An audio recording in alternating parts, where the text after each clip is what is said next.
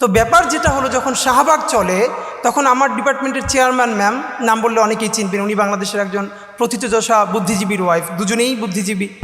তো পুরো ক্লাসে 280 জন, তখন আমরা সেকশন ভাগ হয় নাই, আমার মাথায় টুপি আর 3-4 জন। তো ক্লাসে পড়া জানানোর জন্য আমাকে ম্যাম জিজ্ঞেস করলো, এই হেফাজত দ্বারা, মানে আমাকে করে বলল। তো আমার ভীষণভাবে মনে আছে, এবং তিনি আমাকে বলেছিলেন হেফাজতের আমির, কারণ তখন তিনি জেন্ডার অ্যান্ড উইমেন কোর্সটা পড়াচ্ছিলেন এবং সেখানে নারীর অধিকার নাই এই ব্যাপারে সিডো নিয়ে পড়াচ্ছিলেন। তো সেসব নিয়ে আমরা আলাপ করতাম। তো এরপরও আমি একটা কথা বলে রাখি, ঢাকা ইউনিভার্সিটি সম্ভবত অন্য সব জায়গা থেকে এটুকুন কারণেই ভিন্ন যে সেই প্রচণ্ড উত্তাল সময়েও আমরা ডিপার্টমেন্টে এটা নিয়ে তর্ক করতে পারতাম টিচারদের সাথে, খুব অল্প মানুষ হলেও। এটুকুন অন্তত সত্য স্বীকার তো করতে হবে। তো আমার মনে আছে এরপর থেকে ম্যাডাম আমাকে 2-3 দিন ভিন্ন ভিন্ন কারণে ফোন, মানে একদিন আমরা বড় মিটিং করছি, বলছে ভিতরে কে, আমি বললাম ম্যাডাম আমি হেফাজতের আমির।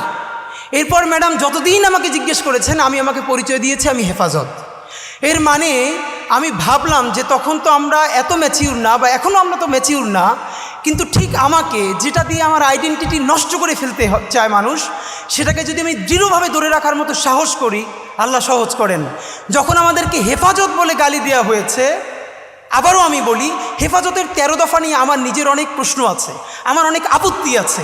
এই সমস্ত আপত্তি একপাশে রেখেই আমি বলেছিলাম, প্রকাশ্য দিবালোকে শিশু থেকে শুরু করে বৃদ্ধ মানুষকে ঢাকায় ডেকে চতুর্দিক বন্ধ করে ঘন্টার মধ্যে 1.5 লক্ষ বুলেট ছুঁড়ে গণহত্যা করা যাবে না, এবং এটা গণহত্যা।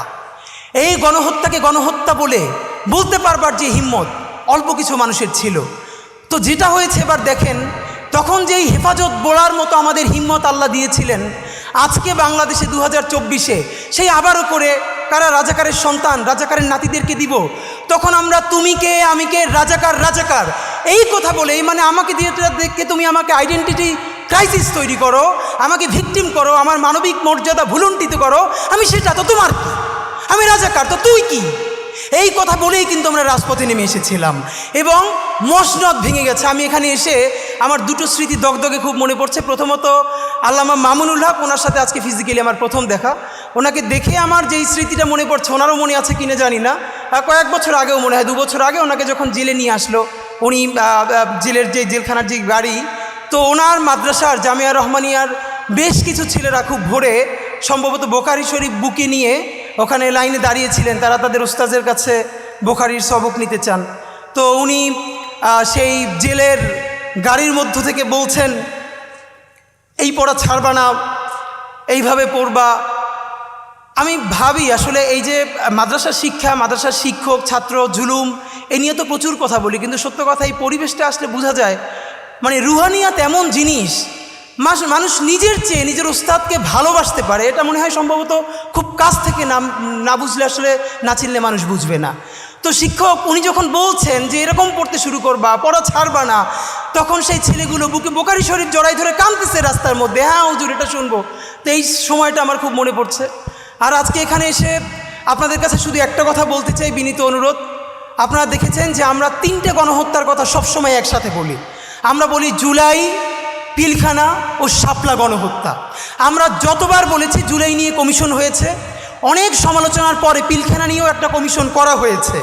যদিও বলে রাখি সেই পিলখানার প্রকাশ্য প্রতিবেদন আসবে কিনা আমরা জানি না, কিন্তু ঠিক কোন কারণে শাপলা নিয়ে এখন পর্যন্ত একটা গণহত্যা কমিশন করা যায় নাই? তাহলে এই শাপলার রক্ত কি রক্ত বলে মনে হয় না? শাপলার মানুষের মাথায় টুপি, মুখে দাড়ি, তারা অনেকে গরিব, তারা প্রান্তিক, পশ না, আরবান মিডল ক্লাস না, তাদের তকতকে কোনো প্রতিষ্ঠান নাই, মানে এই জন্য কি সে নাগরিক হয়ে উঠতে পারে নাই? তার রক্তের কি এক ফোঁটা দাম নাই? আমরা হাজারবার, ইভেন ডক্টর ইউনূস সাহেব একবার দেখলাম জাতিসংঘকে অ্যাড্রেস করে বলছেন যে আপনারা আসেন, আপনারা এখানে শাপলার প্রতিবেদন, শাপলা নিয়ে তদন্ত করেন। এরপরে আর কেউ কথা বলছে না। আপনাদের কাছে আমার শুধু একটা দাবি, অনেকে বলেছে যে আমরা যে ইনসাফের রাষ্ট্র বলি, ইনসাফের সমাজ যে কায়েম হচ্ছে এটা বুঝবো কিভাবে? এটার আমি প্রথম বলেছি, যেদিন শাহবাগ, সমস্ত শাহবাগ দাঁড়িয়ে প্রকাশ্য ক্ষমা চেয়ে শাপলার বিচারের জন্য রাস্তায় নামবে, সেই দিন বাংলাদেশে যে ইনসাফ কায়েমের প্রারম্ভ হয়েছে সেটা আমরা বুঝতে পারবো। এইখানে যাদেরকে আমরা দেখছি এরা তো শাপলার ভিকটিম। তো শাপলার বিচার কি শুধু শাপলার ভিকটিমরা চাইবে? শাপলার বিচার কি শুধু যার বাবা শহীদ হয়ে গেছে সে চাইবে? শাপলার ভিকটিম কি শুধু মাদ্রাসার ছেলেগুলোরই চাইবে? তাহলে বাকি যারা বাংলাদেশের নাগরিক, তাদের কি শাপলার বিচার লাগবে না? আমরা শাপলার বিচার চাই না বলেই তো এই আবার আমাদের হুজুরেরা তারা অনেক সময় অন্য বিচার চায় না, এবং আমরা তখন বলি তারা কেন আমাদের পক্ষে কথা বলে না। এই বিভাজন ভেঙে শাপলা গণহত্যার জন্য কমিশন করতে পারতেই হবে আমাদেরকে। আমি আপনাদের কাছে বিনীত অনুরোধ করে যাই আজকে এবং আমি সত্য কথা বলি, প্রথম দিক থেকে আমার ভীষণ মন খারাপ।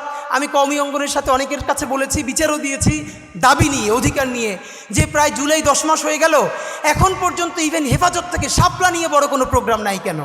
আমরা ছোট পরিসর থেকে, আমরা তো আমাদের মতো করে বলবো, আমরা তো ধর্মীয় দৃষ্টিকোণ থেকে না বলে আমরা একটা ন্যাশনাল ইন্টারেস্টের জায়গা থেকে বলি। হেফাজতকে আমরা ধর্মীয় গোষ্ঠী মনে না করে আমরা তাদেরকে নাগরিক কাউন্ট করে বলবার চেষ্টা করি, কিন্তু তাকে তো অনেক ফোর্স থেকে অনেক জায়গায় বলতে হবে। তো অত্যন্ত ধন্যবাদ যে অন্তত শাপলা স্মৃতি সংসদ অফিসিয়ালি করা হলো, এইটা শুরু হলো। গণহত্যার বিচার শুরু না করা পর্যন্ত শাপলা স্মৃতি সংসদ বন্ধ করা যাবে না, এটা আপনাদের প্রতি আমাদের বিনীত অনুরোধ। নাম্বার 2, এইখানে যত আলেম ওলামা আছেন, এই আলেম ওলামারা তো থাকবেই, কিন্তু শাপলার বিচারের জন্য আমরা বাংলাদেশের ইউনিভার্সিটির ইভেন আমার টি শার্ট পরা বোনদেরকে পর্যন্ত রাস্তায় দেখতে চাই।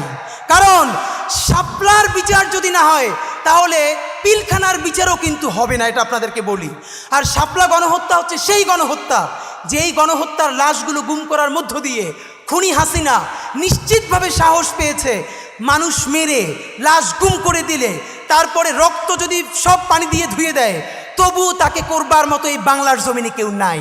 এই সাহসে শাপলা থেকে জুগিয়েছিল আল্লাহর অসীম কৃপা।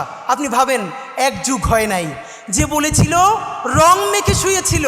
আমি নিজে শাপলা চত্বরে আপনাদের বিকেলের দিন হঠাৎ করে ভ্যানের উপরে 4টা লাশ, একদিকে প্রচণ্ড গুলি, একদিকে জানাজা, কোথায় যাব কোনো ঠিক নাই। এই গল্প অনেক জায়গায় বলেছি। তো আমরা আপনাদের কাছে বিনীত অনুরোধ, বিশেষ করে আল্লামা মামুনুল হক, আপনার কাছে আমরা বলতে চাই, আমাদের ছোট জায়গা থেকে আমরাও আপনাদের সাথে থাকতে চাই।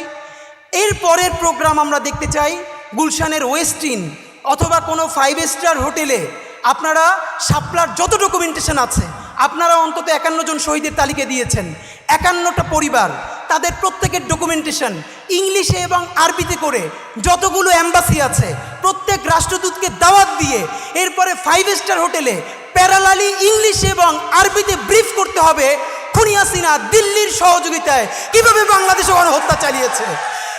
যতক্ষণ না পর্যন্ত বাংলার জমিনে শাপলা গণহত্যার বিচার হবে ততদিন জুলাই চলবে। বাংলাদেশ জিন্দাবাদ, ইনকিলাব জিন্দাবাদ। ধন্যবাদ শরীফ ওসমান হাদি ভাইকে, অত্যন্ত গুরুত্বপূর্ণ আলোচনা তিনি আমাদের সামনে এনেছেন।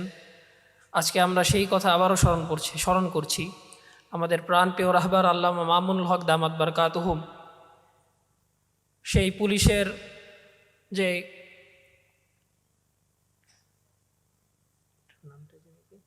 প্রিজন ভ্যান থেকে আমাদের উদ্দেশ্যে যে বলেছিলেন যে অসত্যের কাছে মাথা নত করবে না। তো আলহামদুলিল্লাহ আমরা এই চেতনা নিয়ে বড় হচ্ছি। আমাদের এই পরবর্তী প্রজন্ম এই চেতনা নিজেদের পাথেয় হিসেবে গ্রহণ করেছে যে ইনশাল্লাহ আমরা কখনোই অসত্যের কাছে মাথা নত করব না।